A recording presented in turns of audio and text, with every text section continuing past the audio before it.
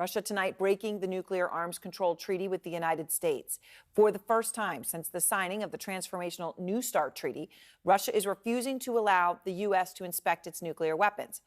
Now, this move comes at a moment where the world faces the highest risk of nuclear conflict since the Cold War. And it is happening as Putin and his military leaders have threatened nuclear war.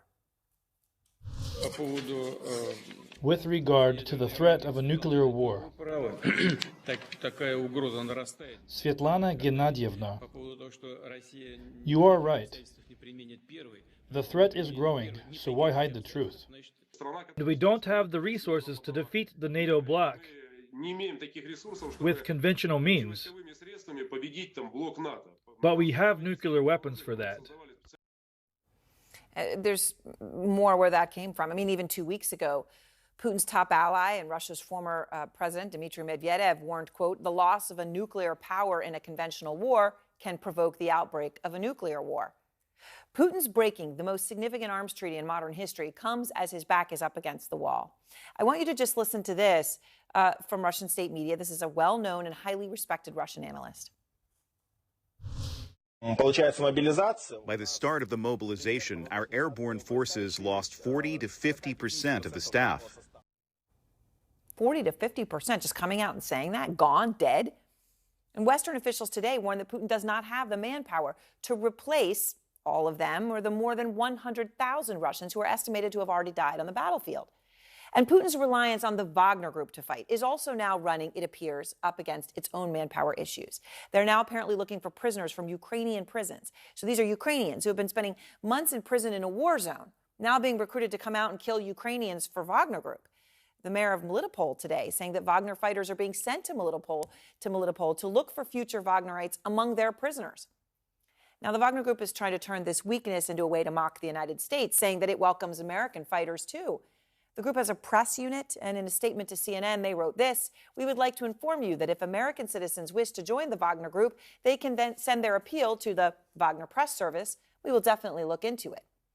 All right, in a moment, you're going to hear more from the front lines about the state of Putin's Wagner group, which is so crucial to all of this, including why the Ukrainians say Wagner's fighters often seem like they're on drugs.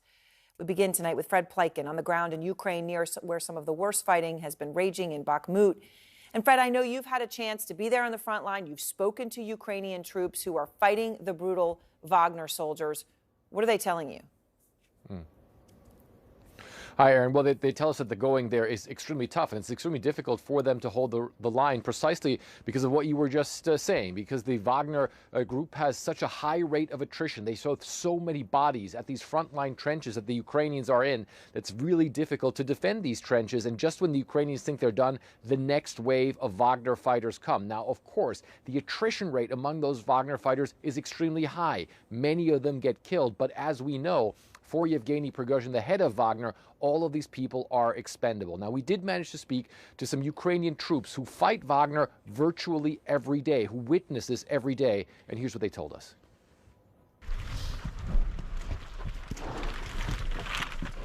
Going underground with Ukraine's frontline defenders against Russia's brutal private military company, the Wagner Group. Andrei and Borisich say they battle Wagner stormtroopers nearly every day. This is what it was like when a handful of their troops were attacked by about 200 Wagner fighters.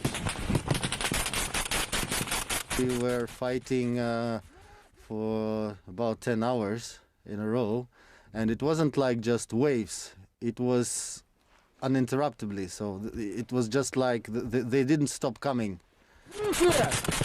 Andrei says his man took out scores of Wagner soldiers until they themselves had to retreat. 140 of them, 80 were wounded and 60 were killed. And my platoon was 13 people, plus several from infantry. It was about 20 soldiers from our side and, let's say 200 from their side. Wagner's tactics, he says, they try to overwhelm the Ukrainians by sending waves of fighters, many of them convicts recruited straight out of jail. They make the group, let's say from 10 soldiers, is passing 30 meters. Then they started digging in and keeping the position. Then next group is coming next 30 meters. They reach their position and going next 30 meters, also digging in. And that's how, step by step, they're trying to move forward. The Ukrainians say Wagner fighters often seem drugged. The machine gunner was almost getting crazy because he was shooting at them, and he said, I know I shot him, but he doesn't fall. And then after some time, when he maybe bleeded out already, so he just only falls down. It looks like it's very, very likely that they are getting some drugs before attack. The unit provided us with a recording they say is of Andrei questioning a captured Wagner fighter. И как ты понял, что ты мясо? Да вот, в первое же задание. 28 декабря же нас только привезли на передок. Ага. И вот прошедшей ночью нас отправили. Сколько человек было в группе? 10. We reached out to Wagner's boss, Yevgeny Prigozhin, about allegations of abuse in their ranks. This was his answer on Wagner's social media account. Dear CNN, he writes, do you really think that we will discuss our military issues with you while you are an open enemy? It's the same as discussing military matters and sharing information with the CIA. Andrei says no matter how many more fighters Prigozhin throws at them, they will resist. This is the war for freedom. It's a war for democracy, yes. It's not even, for me, it's not even the war between Ukraine and Russia. But this is a war between a regime and democracy. So some pretty strong words there, Aaron, and certainly one of the things that we did get from those soldiers is that their morale is still pretty high, and they say that they themselves are pretty surprised at how well they are actually still be able to hold the line, despite the fact that the Russians are throwing so many bodies at all of this. And right now for them, it's getting even more difficult because, of course, we know that Yevgeny Prigozhin, the Ukrainians say, really wants to give Vladimir Putin a win there in Bakhmut. However, the Russian military also wants to give Vladimir Putin a win. That's why there's many Russian regular military units out there as well right now. So the Ukrainians really fighting two very, very strong forces in that area and trying to hold on, Aaron. Fred Pleitgen, thank you so much. And incredible reporting there, hearing that soldier. I want to go now to Christo Grozev, the executive director and lead Russia investigator for Bellingcat. His work was the core of the Oscar-nominated documentary Navalny, where you can watch Christo track down Putin's men who poisoned the Russian opposition leader Alexei Navalny. Christo also recently was put on Russia's most wanted list. So I want to start with Fred's reporting on the Wagner Group. There's a lot there. Let's start with what we heard that soldier saying to Fred, talking about Wagner prisoners and fighters, many of whom are prisoners, fighting in mass and appearing to be on drugs. Well, we have to be careful with statements like this because it's kind of the oldest trope in warfare that people assume that the other side is on drugs. We've heard this back in the Second World War. We've heard it actually at the beginning of the war where the Russians were accusing the brave Ukrainians of being on drugs because otherwise they can't be so brave and advanced so quickly. So I don't know that that is a fact, but could it be a fact? I would say yes, because Prigozhin has an obsession with chemical weapons, with poisons. His phone number is in the call records of the lead GRU military intelligence poison doctor of the Russian army.